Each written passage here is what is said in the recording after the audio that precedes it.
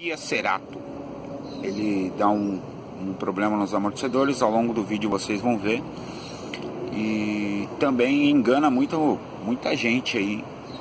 Muita gente. As buchas da barra estabilizadora, ela cria uma folga ali, faz um barulho muito parecido com o que é de amortecedor. Então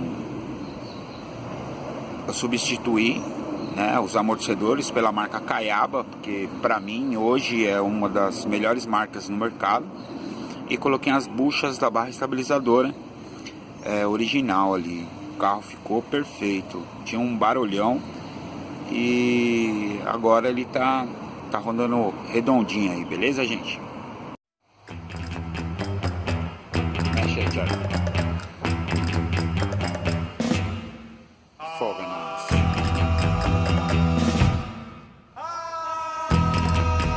Mexe aí, Thiago. Exótica.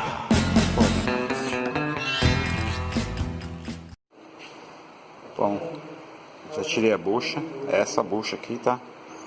Ela vai na barra estabilizadora aqui atrás, né?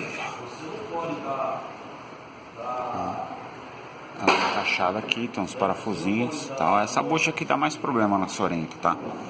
Esse é o problema maior desse carro aqui. Como também essas bieletas, mas elas estão boas, né? O caso aqui é que essas aqui estão boas. Então não vou remover elas não. Mas é mais as buchas aí, beleza?